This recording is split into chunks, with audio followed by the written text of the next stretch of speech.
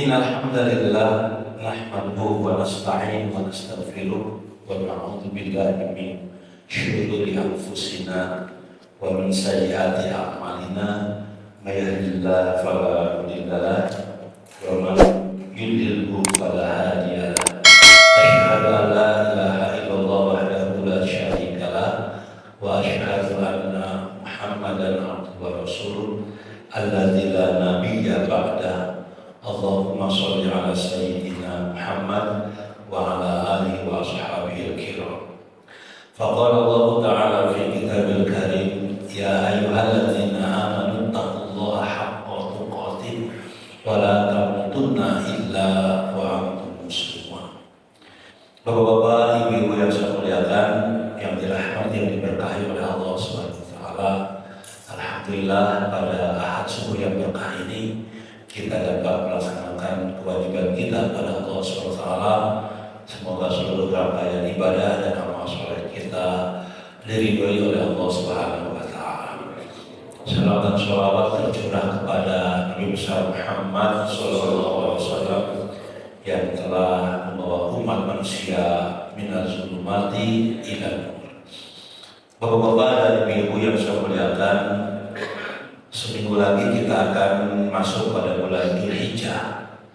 Banyak sekali dalam beberapa keterangan dalam Quran dan hadis berkenaan dengan bulan Dzulhijjah dan beberapa amalan yang kita tingkatkan di bulan tersebut. Di antara keutamaan Dzulhijjah yang pertama adalah bulan Dzulhijjah itu salah satu syahrul haram, asyharul hurum, bulan yang dimuliakan, bulan istimewa ya. Itu sesuai dengan firman Allah dalam surah At-Taubah ayat 36 yang berbunyi inna iddatash syuhur indallah isna asara syahr inna iddatash syuhur indallah isna asara syahr fi kitabillah yauma khalaqas samawati wal ardh minha arba'atun hurum. Sesungguhnya bilangan bulan dalam pandangan Allah, di sisi Allah berjumlah 12. Karena ketika Allah ciptakan langit dan bumi, 4 diantaranya bulan mulia ya, hurum itu mulia ya, istimewa. Yang 4 itu ya Dzulqa'dah, bulan ini nih Dzulqa'dah, Dzulhijjah, nanti bulan depan insya Allah tanggal 1 itu kalau menurut kalender ya, itu hari Senin ya. Hari Senin itu Senin depannya itu tanggal 1 Dzulhijjah. Kemudian Muharram dan Rajab, itu 4 bulan hurum namanya. Satu apa? Dzulqa'dah, Dzulhijjah, Muharram dan Rajab. Kalau 12 kan dari Muharram lah ya. Muharram, Safar, Rabiul Awal, Rabiul Tsani, Jumadal Ula, Jumadal Tsaniyah, Rajab, Sya'ban, Ramadan, Dzulqa'dah, Dzulhijjah. 12 ya. Yang 12 itu kata Allah dalam Quran 4 itu bulan istimewa, bulan mulia ya. Apa itu? Dzulqa'dah, Dzulhijjah, Muharram dan Rajab. Karena bulan mulia maka dilarang berperang. Dan dalam zaman itu banyak peperangan juga ya. Ghazwah apa? Ghazwah ada Sariyah. Kalau ghazwah itu peperangan yang diikuti oleh Rasulullah, itu ghazwah istilahnya. Kalau Sariyah, peperangan yang tidak diikuti oleh Rasulullah. Nah, pada bulan 4 itu tidak boleh berperang karena untuk memuliakan bulan tersebut dalam pandangan Allah. Yang kedua ya terjadi gencatan senjata. Kalau mau berperang harus ada gencatan senjata dulu ya. Nah, sampai selesai. Kemudian yang ketiga, kita diperintahkan perbanyak amal soleh di bulan yang 4 itu. Walaupun amal soleh itu ya setiap bulan, setiap saat, terlebih di 4 bulan ini. Karena memang pahala yang Allah berikan berlipat-lipat, berlipat-lipat. Karena bulan spesial kan, ya. Bulan spesial maka pahalanya pun berlipat-lipat. Kemudian dilarang untuk berbuat maksiat, terlebih di bulan itu, karena balasannya pun berlipat atas kemaksiatan. Itu sebenarnya syahrul hurum atau ashhur hurum, jadi bulan istimewa, bulan mulia. Itu ada di antaranya di bulan Dzulhijjah. Maksud itu Bapak Ibu rahimahullah, ya mari kita perbanyak di bulan yang mulia ini untuk memperbanyak amal soleh, berbanyak ibadah, karena memang Allah melipat gandakan pahala bagi orang-orang yang berbuat kebaikan di bulan tersebut. Walaupun secara prinsipnya bahwa berbuat baik itu setiap saat, setiap waktu, setiap bulan, ya. Sehingga tidak ada satu detik pun yang terlewat kecuali ada penambahan amal soleh dan ibadah kita kepada Allah dari segi kualitas maupun kuantitas. Terlebih-lebih di 4 bulan istimewa itu, termasuk bulan ini nih, bulan Dzulqa'dah, nanti bulan depan Dzulhijjah, kepada lagi Muharram, nanti ketemu lagi bulan Rajab. Yang kedua, Dzulhijjah itu Bapak Ibu sekalian, bulan di mana terjadinya puncak ibadah haji. Jadi musim haji kan ya bulan Dzulqa'dah, Dzulhijjah ini. Dzulqa'dah, terutama di bulan Dzulhijjah, karena al-hajju Arafah. Haji itu adalah Arafah, itu puncaknya haji, wukuf di padang Arafah. Jadi itu ada di bulan Dzulhijjah. Maka tidak boleh dirubah ibadah haji itu. Karena ibadah itu ada yang terkait, terikat dengan tempat dan waktu. Haji itu ibadah yang terikat, muqayyad bil waqti wal makan, terikat dengan waktu dan tempat. Maka nggak boleh dirubah apapun keadaannya.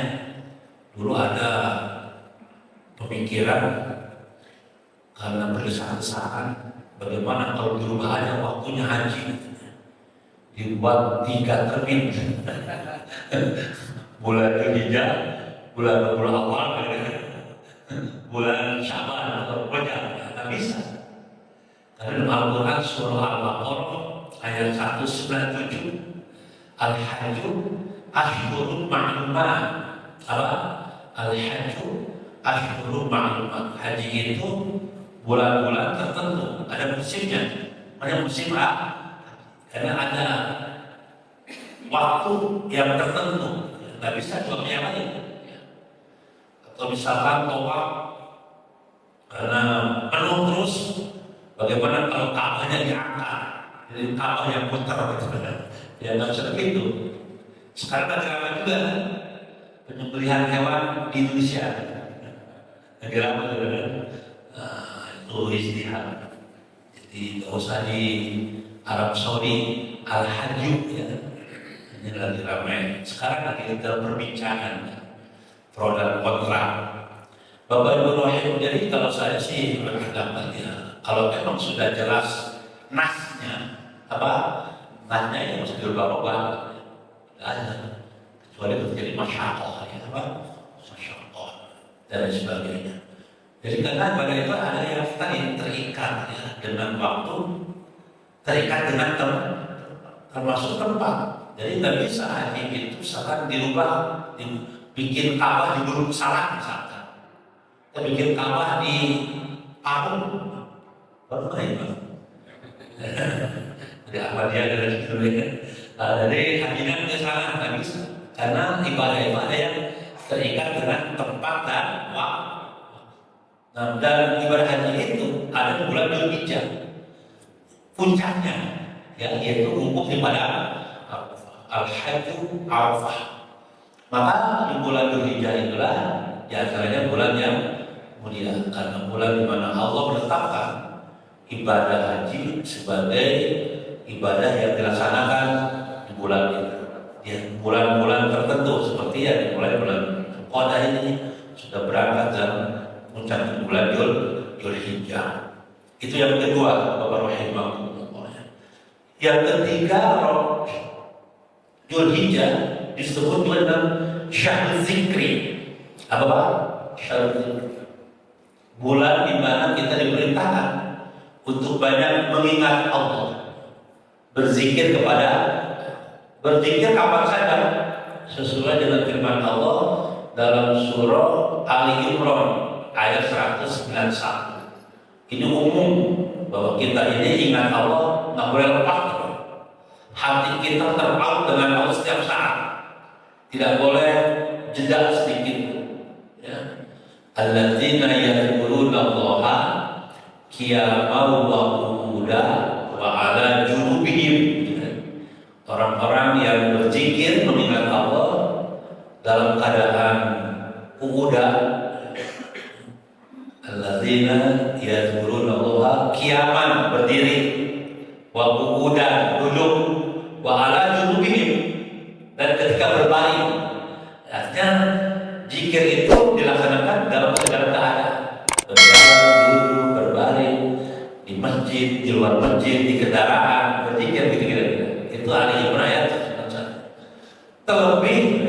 Terlebih di bulan Dzulhijjah, karena ada hadis yang berbunyi, "Mamin ayamin", tidak ada hari-hari aqsam yang lebih mulia, wala habba ilallah, wala habbu ilallah, dan lebih Allah cintai, al-amal fihinna, kita beramal di bulan, di hari-hari itu, min hadiriyah al-ashr, jadi di hari-hari 10, ya 10 ini bisa 10 bulan Dzulhijjah, 10 bulan Muharram, di awal-awal bulan 10 bulan itu. Fa'asiru fihinna, maka di hari-hari itu 10 ini perbanyak di dalamnya at-tahlil. Apa itu? Tahlil la ilaha wa takbir Allahu akbar wa tahmid alhamdulillah. Ini puncaknya nanti di tanggal berapa? 10 kan? Allahu akbar, Allahu akbar. Tapi untuk berzikir ini kita laksanakan dalam 10 hari ya, di bulan Dzulhijjah dan bulan awal-awal. Ini sesuai dengan firman Allah, wal fajri wa layalin 'ashr. Apa? Wal fajri wa layalin 'ashr. Demi waktu fajar dan malam pertama, 10 malam pertama dari itu tafsirnya bulan Dzulhijjah dan bulan Muharram. Jadi nanti al-fajr baca wal fajr, al-fajr. Itu ayat pertamanya wal fajri wa layalin 'ashr. Ingat dulu apa fungsi wa? Ingat enggak? Ketika kita menjelaskan tentang wudu, wamsahu biruusikum. Kenapa untuk kepala ada yang semuanya, ada yang setengah, dan sebagian? Karena gara-gara ada huruf wa. Ya. Kenapa huruf wa? Karena dia punya fungsi. Apa fungsi wa? 14 fungsinya. Ada lil qasam, lil tahdiyah, lil musahabah, lil qasam. Nah, ini lil qasam wal fajri. Jadi kenapa digunakan kawau? Itu qasam, sumpah. Oleh sebab itu pasti majrur. Ya. Wal fajri, demi. Jadi waktu ini sama kalau kita bersumpah kan menggunakan 3 huruf. Waw, apa? Dan ta. Wallahi, apa? Billahi, tallahi. Ini kalau 3-3-nya berapa? Dan sembarangan sumber. Karena bagi langgar bisa bayar kiparat. Apa kifar sumpah? Itu Al-Maidah 89. Kalau orang itu melanggar sumpah, kalau orang berkata wallahi, nah itu harus menjelangkan sumpahnya, maka bayar kifar. Misalkan wallahi, mulai hari ini aku tidak akan datang ke tempatmu. Kalau dalam bahasa kasarnya, wallahi ayu muamin cakai mamane. Begitu. Besoknya datang. Itu melanggar sumpah. Itu kalau dilanggar, bayar kifar. Ibaratnya apa? Ya, bebaskan budak yang berat-berat dulu tuh. Kalau nggak mampu, baru kasih makan, kasih pakaian 10 fakir miskin. Kalau nggak ada, kasih makan 10 fakir miskin. Kalau nggak bisa, baru puasa 3 hari berturut-turut. Itu kifar sumpah. Itu Al-Maidah yang berapa? 89. Kurba. Nah dalam surah Al-Fajr, kalau bersumpah, ini berarti penting banget. Kalau Allah bersumpah kan berarti sesuatu yang sangat urgent diperhatikan. Wal fajri, apa? Wal fajri, demi waktu fajar. Nah, setelah itu walayalin ashr, dan demi 10 malam pertama. Nah, ini ditafsirkan oleh ulama ya, Dzulqa'dah, Dzulhijjah dan Muharram. Makanya dikaitkan dengan ayat hadis ini, berbanyaklah di malam-malam itu, di hari-hari itu untuk berzikir kepada Allah, baik tahlil, takbir dan tahmid. Selama ini kita banyak berzikir, jadi tingkatkan intensitasnya, kualitasnya, kuantitasnya di 10 awal ya, bulan, terutama di bulan Dzulhijjah nanti ya, dan bulan Muharram. Rahimakumullah, kalau zikir itu kan ibadah yang bersifat kuantitatif. Jadi tadi ada ibadah yang kualitatif dan kuantitatif. Jadi ada ibadah yang penekanannya pada kualitas. Jadi kalau kita sholat subuh 2 rakaat, nggak boleh dirubah ya. Jadi 7 rakaat. Angan 2 rakaat. Nyamang sudah 2 rakaat. Tambah 7 rakaat. Lebih loba tidak bisa. Karena itu ibadah yang diperlukan kualitas. Makanya asinu sholat aku terus. Perbaikilah, di-upgrade terus kualitas sholatmu terus. Ya, ditingkatkan kualitas sholat. Asinu sholat. Tapi ada ibadah yang diminta bukan hanya kualitas saja, tapi kuantitas. Seperti zikir. Zikir itu selain kualitas juga kuantitas. Maka bahasanya kasiro. Kasiro. Nanti lihat surah Al-Ahzab. Al-Ahzab ayat 41 dan 42. Ya, surah nomor 33 Al-Ahzab. Ayatnya 41 dan 42. Ya ayyuhalladzina amanu uzkurullaha dzikran katsira wasabbihuhu bukratan wa asila. Itu 2 ayat. Hai orang-orang yang beriman, berzikirlah kepada Allah sebanyak-banyaknya. Jadi bukan apa? Kuantitasnya selain kualitas. Jadi ada ibadah yang bersifat kualitatif dan ditekankan kualitasnya, ya. Tapi juga ada yang ditekankan juga kuantitasnya. Seperti tadi zikir, baca Al-Quran, itu kuantitas. Semakin banyak semakin bagus dengan kualitasnya ya. Nah ini beberapa ilmu di bulan yang lain selain Dzulhijjah kita berbanyak zikir harus.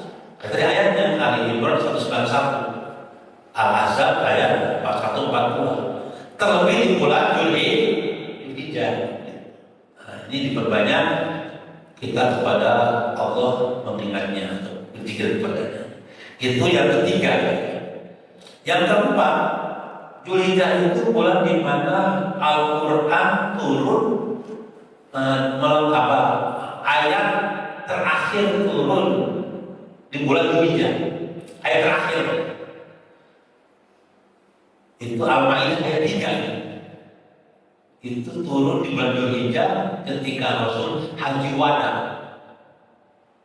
haji perpisahan di hari Jumat, turun di bulan Dzulhijjah. Bunyi ayatnya apa? Al-Yauma akmaltu lakum dinakum wa atmamtu alaikum ni'mati wa raditu lakumul Islam madinah. Itu surah Al-Maidah ayat 3. Kalau surah yang pertama turun Al-Araf, betul ya? Itu di Gua Hira. Ketika Rasul bertahun di Gua Hira pada usia 40 tahun. Usia 40 tahun itu beliau sudah mulai menyendiri. Uzlah apa kata? Uzlah ya, bertahan di Gua Hira. Jadi kalau dibagi umur itu 3, 20 tahun, 25, 20 tahun itu masa-masa kita belajar. 20 tahun masa mengaplikasikan hasil dan kita dengan karir kita. 40 tahun ke sana masa pengabdian. Kan gitu ya? Pengabdian 10. Jadi Rasul ketika usia 40 tahun ya sudah mulai. Dulu kan 25 tahun kan berdagang ya.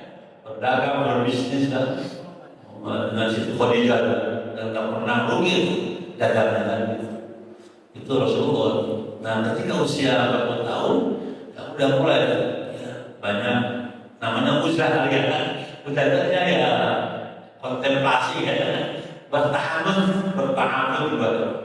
Dan itulah wahyu turun ya, dan itu sebagai sebuah penegasan Rasul yang akan menjadi utusan Allah ya untuk menyampaikan pesan-pesan Allah.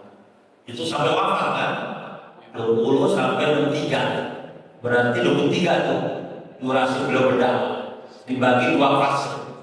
Ada fase Makkiyah 13 tahun, ada fase Madaniyah 10 tahun. Makanya Quran kan ada 2, ada surah Makkiyah, surah Madaniyah. Surah Makkiyah itu surah yang turun sebelum hijrah, itu Makkiyah. Surah Madaniyah turun setelah hijrah, setelah ke Madinah. Jadi Bapak Ibu rahimahullah, di bulan Dzulhijjah itu Allah turunkan akhir ayat melengkapi. Makanya bunyinya 3 inti ayat tersebut. Al-Yauma akmaltu lakum dinakum. Itu dikatakan akhir. Hari ini aku sempurnakan agama. Jadi agama yang sempurna, agama yang mengatur semua aspek hidup kita. Bapak Ibu, ya, mengatur semua aspek hidup kita. Tidak ada satu aspek pun yang tidak dituntut oleh Islam. Bisa menjawab apa namanya, menjawab kehidupan manusia, memberikan solusi. Islam bukan alternatif, tapi dia solutif. Memberikan apa? Solusi. Dan solusi. Karena itu adalah kurikulum hidup, way of life kita kan, manhajul hayat. Dia lengkap. Kalau sampai kan al-yauma akmaltu lakum dinakum. Islam itu agama yang lengkap, sempurna. Yang kedua ayat itu juga memberikan arti nikmat yang paling sempurna juga, yang paling besar. Banyak nikmat Allah yang dicurahkan pada kita, Bapak. Ada nikmat hidup, ya, ada nikmat penciptaan yang sempurna, nikmat akal. Kan nikmat juga akal yang Allah berikan pada makhluk yang lain, yang manusia. Ada nikmat juga yang paling besar. Belum lagi nikmat-nikmat yang lain yang banyak sekali. Dalam surah Ibrahim ayat 34 Allah gambarkan nikmat itu menjadi itu. Wa atakum min kulli ma sa'altum wa in ta'uddu nikmatallahi la tuhsuha. Jadi aku sempurnakan, aku sediakan segala kebutuhanku di dunia ini. Jadi apa yang menjadi kebutuhan kita hidup Allah sediakan. Kita butuh udara, Allah sediakan udara tanpa batas. Kita butuh air, Allah sediakan air. Kita butuh ikan diambil setiap hari banyak. Tapi tersayang-sayang. Ya, kambing sapi disembelih setiap tahun. Tapi ayamnya kami bukan tahu. Harus sediakan. Wah, takut. Minggu 5 satu. Engkau butuh vitamin A, vitamin B, vitamin C, harus sediakan melalui ciptaannya. Ya, tidak melihat, tidak bisa meli jeruk, meli mangga, meli durian. Itu mengandung kebutuhan tubuh kita. Ada yang punya jengkol, harus sediakan jengkol. Dari mana? Babi ali apa? Babi ayi ala irobikuma. Jengkol betei, cecene takotak barang mana aja. Biskul, atau biskul pak? Ada sekarang biskul. Udah jarang biskul sekarang. Biskul terus. Baca, ayo baca. Tuh baca Pak Limus tuh dulu ada di Limus. Waduh, ini ngaji kenapa kesana-sana? Limus baca. Ada menteng dengan duku. Oh menteng apa? Menteng duku itu habis saudara. Bedanya masa semak. Jadi itu apa yang kurang coba? Harus sediakan, harus sampaikan. Surah Ibrahim ayat 3 apa? Wa ta'lamu min kulli ma sa'altum. Aku sediakan apa yang kau butuhkan dalam hidup ini kata. Wa in ta'udu nikmatallahi la tuhsuha. Dan kalau kau hitung nikmat Allah, mual bisa menghitungnya karena saking banyak. Maka Allah berulang-ulang menegur kita, fa bi ayyi ala rabbikuma. Maka nikmat Tuhan mana lagi yang kau dustakan dan nyata nikmatnya. Dan nikmat yang paling besar itu nikmat iman. Dari semua apa yang kita dapatkan dari Allah dalam ini, ada nikmat yang paling besar dan sempurna, namanya nikmat iman dan Islam. Itu Allah sampaikan dalam Al-Maidah ayat 3. Wa atmamtu 'alaikum nikmati kata. Dan aku sempurnakan nikmatku pada Muhammad. Nikmat apa? Nikmat iman dan Islam. Wa raditu lakumul Islam madinah. Dan aku ridho Islam sebagai agama. Jadi agama yang Allah ridhoi hanya satu. Ini ya sabar. Sudah yang lain ya. Ini orang Islam kan? Kalau kita orang Islam hanya meyakini hanya Islam agama yang benar, hanya Islam agama yang sempurna, hanya Islam agama yang Allah ridho. Itu aja. Kalau ada saudara kita yang sempat mengajarkan bukan agama mengatakan agama yang benar, monggo laku diluruh. Tapi jangan juga kita dipaksa untuk mengatakan semua agama. Ya jangan. Bagi kita inna dina inna ya, karena kalau semua agama benar, maka semua Tuhan benar. Betul ya? Kalau semua agama benar, maka semua kitab suci benar. Ya, kalau semua agama benar, maka ibadah itu enggak aja sama-sama aja. Ya, di hari Jumat orang lain ke masjid sama-sama. Hari Minggu kita sama-sama ke ibadah sama saudara kita. Karena benar semua. Kalau semua agama benar nanti nikah pun boleh beda agama, karena benar semua. Betul ya? Akhirnya kalau semua agama benar nanti di surga milik semua agama. Kumpul di sana kan. Bunda Teresa, Ibn MJ, Tata Gautama dan sebagainya. Itu sebenarnya benar. Nah, itu nanti kalau misalkan menurut mereka benar, itu kita harus toleran juga, harus bisa takut didukung. Ya, itu bagi agama itu. Itu aja. Tapi bagi kita orang yang beriman sudah memilih Islam sebagai petunjuk hidup yang benar, kita meyakini inna dina indallahi Islam atau walau itu lahumul Islam. Atau nanti dalam surah Al-Imran ayat 85 apa?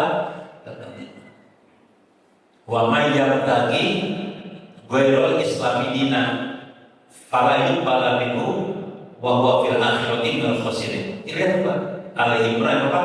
85. Wa may yabtaghi, barang siapa yang mencari agama ghairal Islam, dina selain Islam, fala yuqbala apa? Allah tidak diterima oleh Allah. Jadi selain Islam Allah menerima, begitu bunyi ayatnya. Wa huwa fil akhirati minal khasirin. Nah, ini saya bicara ini di depan umat Yesus. Kan gitu Pak ya. Nah, kalau nanti saudara kita sebangsa yang kena air yang dalam masakan airnya benar, kita nggak perlu memaksa juga. La ikraha fid lakum dinukum. Tapi bagi kita umat Islam, kalau sudah memilih agama Islam, ya itulah yang kita yakini kebenarannya sampai akhir hayat. Nah, itu surat Al-Maidah tadi Pak. 3 intinya. 1 apa? Islam agama yang sempurna. 2 Islam iman yang sempurna.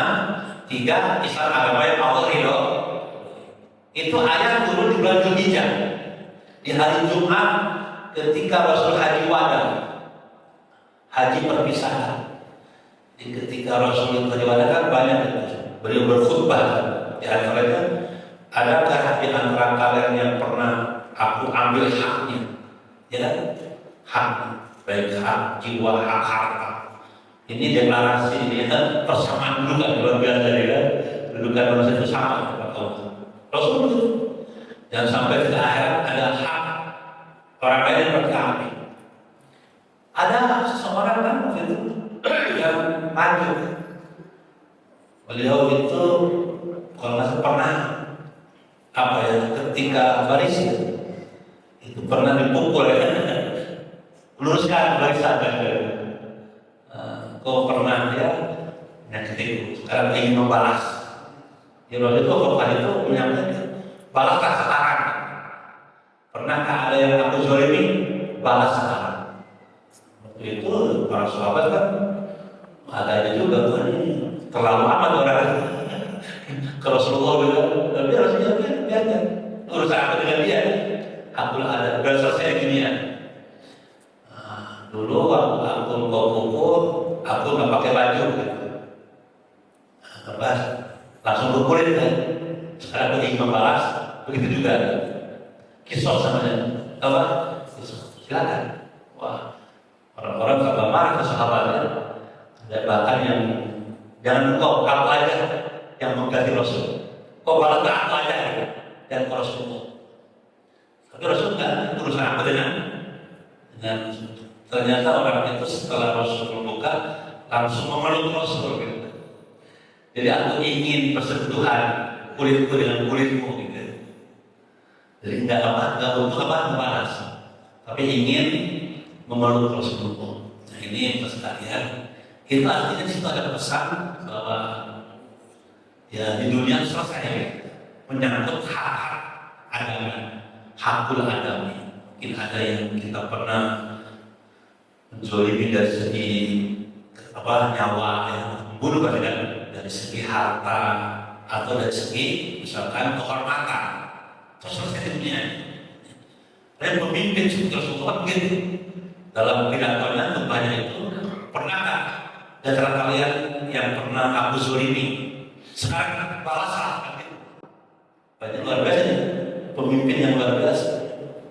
Sekarang mungkin presiden di televisi, wahai rakyat 180 jutaan misalnya, adakah yang pernah aku ambil hartamu?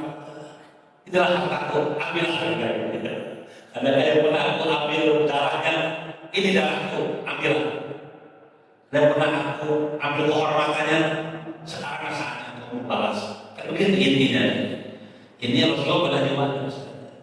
Makanya ketika beliau berkhutbah itu banyak yang menangis. Orang-orang yang cerdas terbakar menangis. Karena ketika haji wada itu berarti akan berpisah dengan Rasulullah. Haji perpisahan, apa? Haji perpisahan. Dan ketika itulah turun Al-Quran itu ayat Al-Maidah ayat 3. Itu di bulan apa? Dzulhijjah.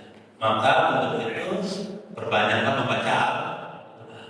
Di bulan selain zikir, pesannya untuk banyak membaca Al-Quran Al-Karim sebagai petunjuk hidup yang sempurna. Bapak Ibu rahimahullah. Baik, yang keempat ya. Yang kelima, tadi saya sampaikan ada satu hari dalam 10 itu yang diperintahkan kita untuk puasa di bulan itu. Namanya puasa Arafah. Puasa apa? Nanti kita berdiri aja Mas. Diingat ya hari apa dan tanggal berapa untuk bulan Mei-nya. Kadang kita pakai kalender miladiah ya, walaupun kadang ada yang kecil hijriahnya, supaya nggak lupa kan ibadah setahun sekali. Kadang utamanya kan luar biasa. Kalau secara teks internet telatnya begini. Kalau orang puasa Asyura itu diampuni dosa yang lalu setahun. Kalau puasa Arafah 2 tahun dengan dosanya. Itu ada letternya itu. Letteran nanti penafsiran bisa berbeda.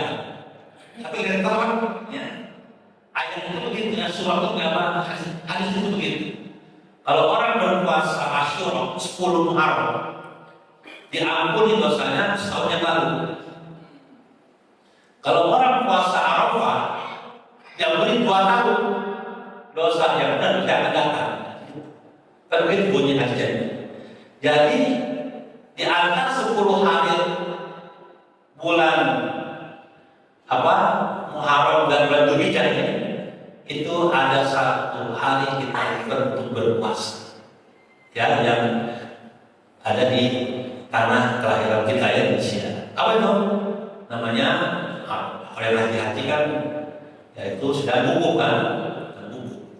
Kalau kita disuruh berpuasa di tanggal 9 Dzulhijjah. Bagaimana kalau puasa di tanggal 1 dari hari Senin nanti ya? Karena hari akhir itu kan tanggal 30 waktu ya. 30 Dzulqa'dah ya, kalau nggak salah ya.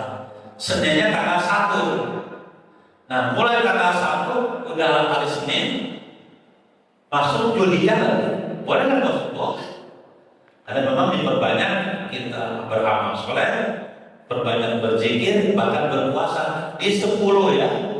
10 utama kan 10 pertama.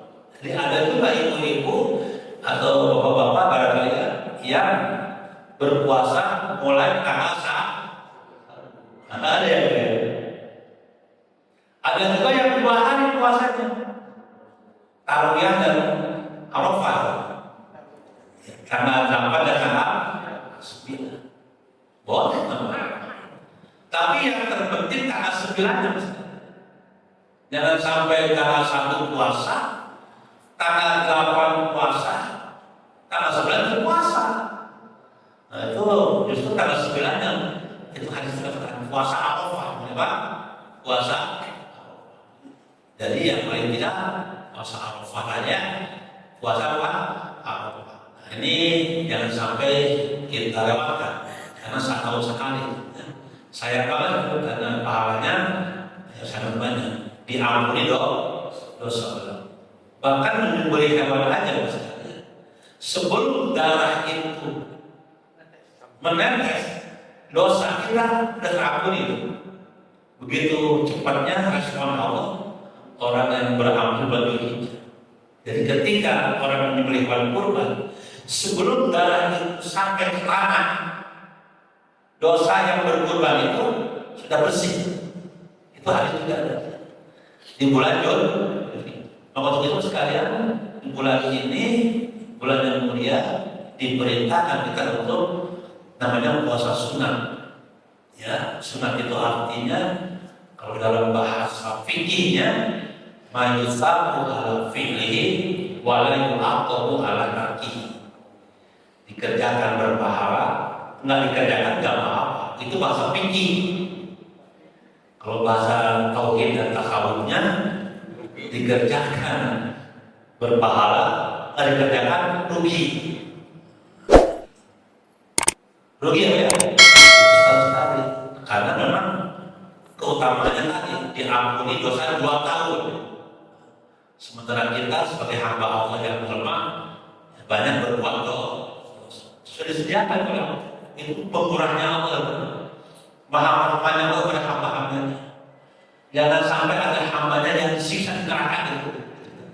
Maka dibuka syariat ini. Diturunkan syariat agar kita menjadi hamba yang selamat. Nah, sudahlah dibuka syariat Allah untuk kebaikan kita dengan harapan nah, kita bermalas-malasan dan tidak boleh begitu. Maka itu salah satunya dalam gereja ada satu hari kita berpuasa. Namanya apa? Puasa Arafah. Itu di tanggal 9. Ya, di tanggal 9. Nanti tanggal 10-nya nyatet. Tanggal 10-nya nyembelih.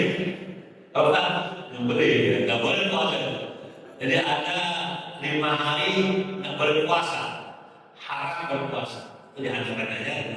1 Idul Fitri, 1 Syawal, 2 Idul Adha, 10 Syawal, 3 hari Ashrin, 3 hari setelah bulan Haji. Berarti 10, 11, 12, 13. Itu namanya hari Ashrin. Karena kullu ayat Ashrin tahun. Setiap hari Ashrin boleh menyembelih hewan kurban. Bapak rahimahullah, untuk itu bulan Dzulhijjah, bulan yang Allah muliakan, maka ada 1 hari kita diperintahkan untuk puasa sunnah. Namanya apa? Puasa Arafah. Sebagaimana Rasul bersabda, "Shaumu Asyura yukaffiru sanah al-madiyah." Puasa Asyura itu haram ya. 10 Muharram itu menghapuskan dosa-dosa setahun yang lalu. Wasaumu Arafah, sementara puasa Arafah itu yukaffiru sanataya, Allah menghapuskan 2 tahun dosa hambanya. Ya, al-madiyah wal mustaqbal, dosa yang sekarang dan yang akan datang. Tapi kadang-kadang ya diartikan ya apa yang dimudahkan artinya. Udah ada kalau gitu kita puasa Arafah, setelah itu berbuat dosa, kan diampuni juga dosanya. Kan gitu. Jadi itu maknanya begitu hebat penekanan bulan puasa Arafah untuk tidak tertinggalkan ya. Baik. Kemudian Allah rahimahullah ya, yang keberapa? Yang ke-6 ya. 7 apa 6? 6 ya. 6. Bahwa di bulan Dzulhijjah itu Bapak rahimahullah ada juga syariat yang sangat penting, namanya kurban. Makanya disebutkan syahrul kurban, apa? Syahrul kurban, bulan berkorban.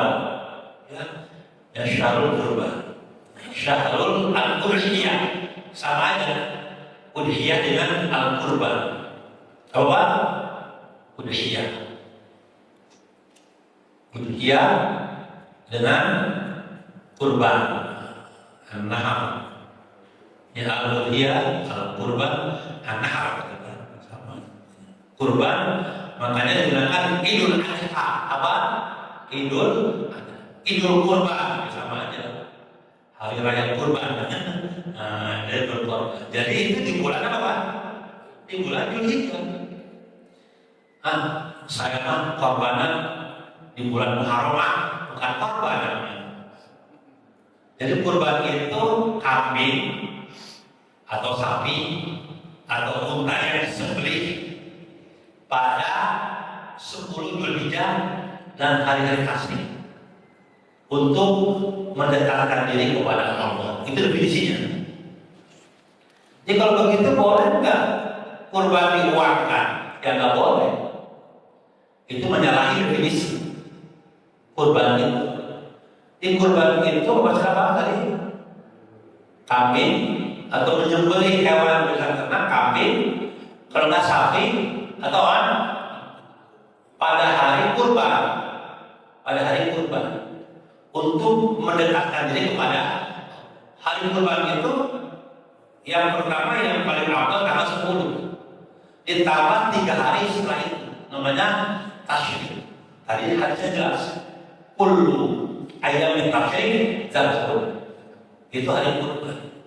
Maka dengan demikian kurban itu juga ibadah yang terikat dengan waktu gitu. Jangankan bulan Muharram, tanggal 14 saja bukan kurban. Jadi kalau Bapak menyembelih di bulan Dzulhijjah, tanggal 14 udah haram masuk kurban. Enggak kurban lagi. Saya mau menyembelih tanggal 9 biar kosong ya, biar luasa, bukan kurban. Diulang lagi gitu. Jadi kurbannya itu bukan kurban. Apalagi kurban diganti dengan, kan masing-masing ada istilahnya. Infak saja benar. Allah menyediakan kok kerang-kerang. Ibadah itu kan apanya? Kalau uang ya bisa dengan infak namanya, sedekah namanya begitu.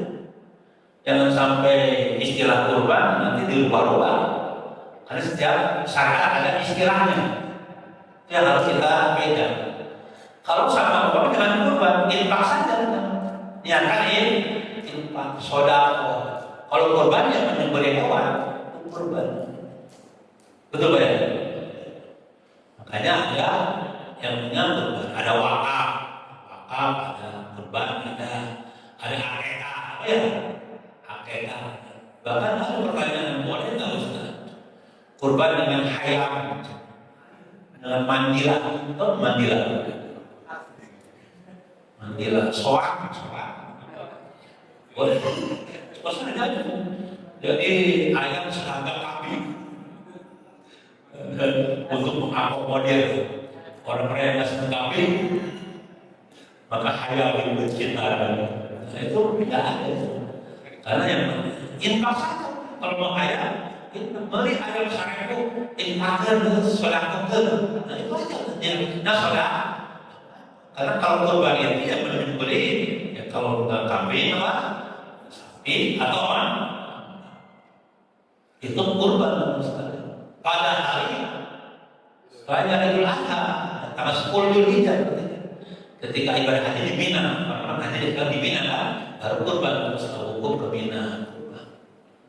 Nah itu namanya kurban. Jadi itu terjadi pada tanggal 10 Dzulhijjah. Maka Bapak rahimahullah, kata Rasulullah, tidak ada ya begini, tidak ada pekerjaan amalan yang paling utama pada hari itu kecuali mengalirkan darah hewan kurban. Jadi amalan yang paling utama setelah kita sholat Idul Adha adalah mengalirkan darah hewan kurban. Dan Allah tidak menerima darahnya, tidak menerima dagingnya, nggak menerima juga tulang-tulangnya. Kalau dia sebenarnya ketakwaan orang yang berkurban. Dan nanti pada hari kiamat dagingnya, tulangnya, bulu-bulunya, kulitnya sampai kuku-kukunya itu yang dikorbankan akan datang pada hari kiamat pada orang yang berkurban. Kita begitu kan? Jadi nanti hewan yang kita kurban akan menjadi saksi, mengadvokasi kita kan. Dan kalau dalam persidangan ada hakimnya ya, ada apa? Penuntut umum, ada advokatnya ya. Nanti kalau kita di akhirat, kalau kita baca Quran ya pengacara kita Quran, advokasi kita. Kalau kita berkorban, kurbanlah akan advokasi kita. Jangan akan datang pada hari kiamat nanti hewan yang terkorbankan dengan semuanya sampai dengan kuku-kukunya ini datang menghampiri kita bahwa kita telah melaksanakan ketaatan kepada Allah. Jadi ada begini bunyi hadisnya, ma'amalat di Adam yauman ahli amalan. Tidak ada satu amalan manusia pada hari Nahr atau hari kurban ahabbu ilallah, yang lebih Allah cintai min iraqatidam, kecuali mengalirkan darah hewan pun. Jadi perbuatan yang paling utama pada hari itu adalah mengalirkan darah hewan, hanya menyembelih hewan pun. Kenapa? La ta'ti yaumal qiyamah. Karena hewan kurban yang kita korbankan itu akan datang hari kiamat bikuruniha. Apa kurun, Pak? Katanya kita belajar bahasa Arab ya. Kurun itu apa namanya, Pak? Jamak dari kornun. Tanduk. Kornun itu tanduk. Kornun singular. Kalau kurun plural. Ini mufrad, ini jamak. Kurun apa? Kurunun. Jamaknya kornun. Tanduk. Jadi nanti hari kiamat hewan kurban itu akan makan dengan tanduk-tanduknya, bikuruniha.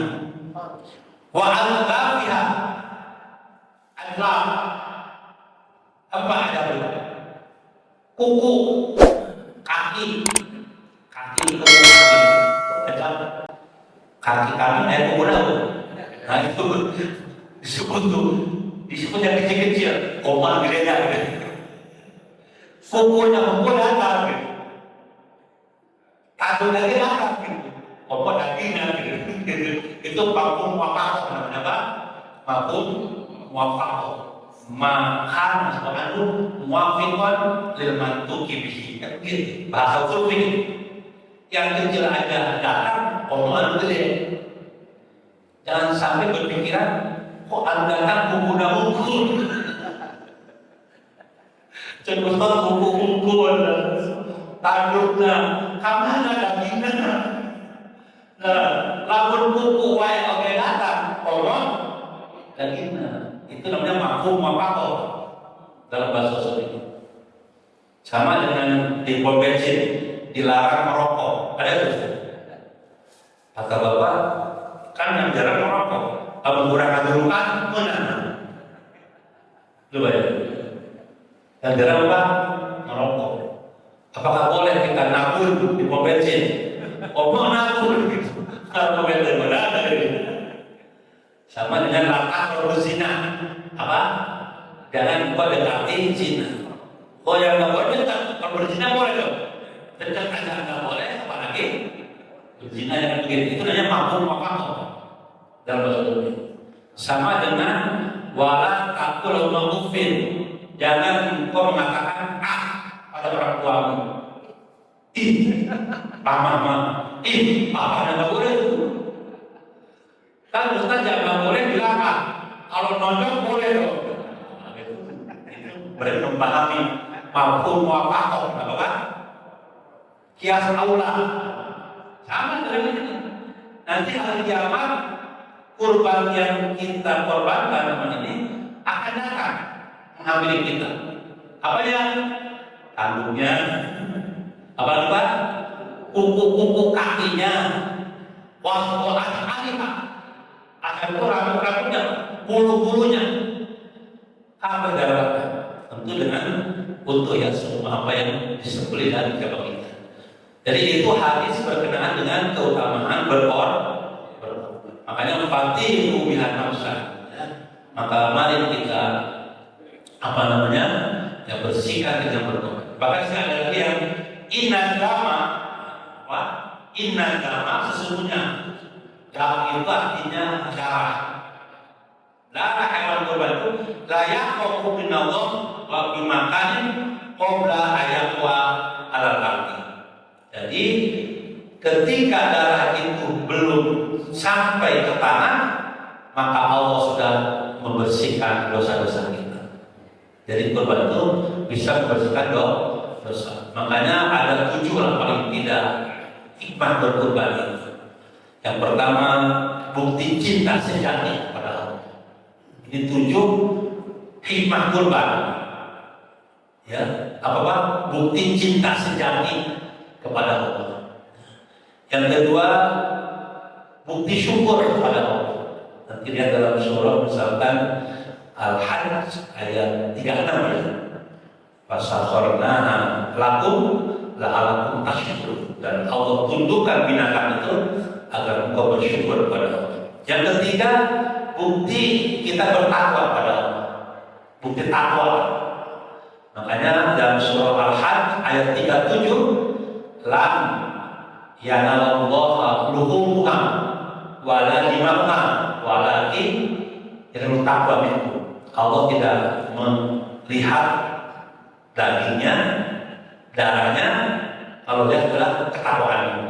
Ini Al-Hajj ayat 37. Yang keempat, ampunan dosa. Jadi orang yang berbuat ini ampuni dosa-dosanya. Bahkan cepat tadi kan, sebelum darahnya itu sampai ke tanah, dosanya sudah bersih. Orang yang berkorban dosa, udah Allah ampuni dosa. Begitu cepat kasih orang pada orang yang berkorban, sampai sebelum itu darah sampai ke tanah, maka dosanya sudah bersih. Itu ampunan dosa. Ya. Yang kelima, pahalanya besar. Apa? Pahala besar. Karena apa, Pak? Karena setiap bulunya ada kebaikan. Pernah nggak Pak? Dihitung sabaraha bulu double. Dihitung aja. Setiap bulunya dibalas kebaikan. Bayangkan ya. Setiap bulu sampai bulu kebaikan. Itu hadis Pak. Ya? Dari setiap bulu dibalas kebaikan. Ini menunjukkan begitu besarnya pahala bagi orang yang berkorban, pahala besar. Yang keenam, nanti tadi hewan itu akan bersaksi. Apa ya? Jadi saksi. Ada saksi ya. Nanti ada saksi di akhirat bahwa hewan datang dengan ya kukunya, dengan juga rambut-rambutnya, bulunya dan lain sebagainya. Itu. Yang ketujuh, jadi karena dia bersyukur atas nikmat Allah. Allah akan menambah nikmat kepada kita. Jadi itu 7 daripada keutamaan berkorban. Insya Allah Allah berikan kita keluasaan untuk berkorban. Bapak sekalian, yang terakhir Dzulhijjah itu ada hari raya. Nah, jadi itu keutamaannya Dzulhijjah. Apa hari raya? Namanya Idul Adha. Nah, kita diperintahkan untuk sholat sunnah. Ada 2 sholat sunnah yang sunnah muakkadah ya. Idul Adha sama dengan kurban itu sunnah muakkadah. Bahkan dikatakan wajib bagi yang mampu ya. Jadi yang ke-9, 7. Yang ke-8 bahwa bulan itu ada perintah untuk kita sholat. Dan dengan khutbah. Kalau Idul Fitri bagusnya itu dianjurkan makan dulu ya. Dan sholatnya agak leluasa. Ya, kalau kita jam 7 kali ya, jam 7 biasa Idul Fitri itu Pak. Idul Adha, usahakan jangan makan dulu, gitu. Jangan minum dulu, gitu. Saya kemarin ngaji sore di ibu-ibu Pak, protes Pak. Kalau minum boleh nggak? Boleh aja Pak. Minum boleh, makan boleh, nggak apa-apa, ada dilarang. Cuma dianjurkan untuk tidak makan dan tidak minum. Kalau Idul Adha ya. Kalau Idul Fitri dianjurkan makan minum dulu. Karena kita sudah selesai kan puasa sebulan, maka paginya kita sudah boleh futur. Apa Pak? Futur. Breakfast ya. Boleh makan pagi lagi. Tapi kalau Idul Adha baiknya itu tidak makan dan minum. Dan dimajukan waktunya. Ya, dimajukan. Jangan terlalu siang. Kalau misalkan Idul Fitri jam 7, ya sudah ada jam setengah 7 lah, sudah mulai kan. Ya, nanti begitu Pak. Apa yang diutamakan? Kenapa? Karena Idul Adha itu ada penyembelihan hewan kurban. Karena setelah sholat itu ada amalan yang utama juga, menyembelih hewan kurban. Maka untuk itu bukan puasa Pak ini. Ya, tidak makan dan tidak minum. Karena puasa itu kan dari pagi sampai maghrib kan. Tidak, dan nggak boleh berpuasa di tanggal 10. Jadi ini tidak makan dan tidak minum saja bahasanya untuk Idul Adha. Dan kalau bisa yang pertama mandi, apa? mandi besar. Walaupun malamnya nggak ngapain, ya mandi aja, kan sunat. Mandi sunat kan Idul Adha termasuk. Yang kedua, pakaian yang terbaik, bukan yang termahal, Pak. Yang terbaik. Ini kan hari raya kan, pakai baju yang terbaik. Misalkan kalau sholat yang terbaik pakaiannya, seperti kita sekarang ini kan, ya jangan sampai pakai kaos oblong, gambarnya tengkorak. Kalau sholat, kalau di rumah nggak apa-apa. Ini menghadap Allah ya. Kudusin nasabu indah kulit masjid. Itu yang kedua. Yang ketiga, berangkat dan pulang jangan sama, ya, berbeda. Jadi kalau kan Pak di dalam sini ya berangkat sini, boleh ke sana. Banyak nih banyak ya. Ketemu tetangga. Dan yang ketemu itu ada ya. Ini satu luar biasa ya. Jadi itu sunnah. Tapi bagaimana bukan kalau itu juga ya nggak apa-apa. Tapi ini sunnah kan, itu kan sunnah kan. Ya berangkat dan boleh berbeda jalannya kan bagusnya. Itu yang ke berapa? Yang kelima, bagusnya di lapangan. Tapi di masjid nggak apa-apa. Masjid di lapangan. Di masjid apa? Kenapa di lapangan? Untuk membuka ruang. Perempuan yang sedang menstruasi, ya kan, bisa hadir kan, walaupun nggak sholat ya, dengan khutbahan gitu. Tapi kalau di masjid juga nggak apa-apa, ya, itu di lapangan. Lebih pagi, ya itu sebelum makan ya, jadi lebih pagi dibandingkan dengan sholat Idul Fitri. Idul Fitri agak lengang, karena itu udah makan, udah minum, nggak santai. Itu ada bagian, karena saya itu ada penyembelihan hewan kurban, dan dia itu disunahkan oleh. Kemudian yang terakhir sholat dan khutbah itu harus dilaksanakan. Dan sampai nanti, karena kalau khutbah kan kok beda, Jumat dengan Id kan beda. Kalau Jumat kan khutbah dulu, baru sholat. Jadi potensi orang bukan nggak mungkin kalau Jumat itu, betul ya? Karena belum sholat. Tapi kalau Idul Fitri ada, itu apa? Sholatnya harus khutbah. Karena merasa sudah sholat, habis sholat, Allahumma lantas mantau, Pak yang sudah jalan, lantas jalan. Padahal khutbah juga bagian dari ya, tadi sholat itu.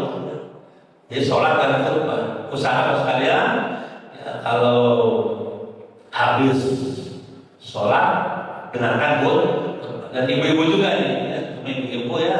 Habis sholat banyak tuh yang sudah ada bubar. Nah, ini harusnya dua-duanya, sholat dan khutbah. Sholatnya sunat, juga sunat khutbahnya. Mendengarkan khutbah, karena nggak mungkin khotib semua kan, khotib satu. Siapa Pak khotib di sini? Pak, nanti Pak dulu Pak Irwan ya, Pak Irwan yang khotib di sini. Saya khutbah di apa?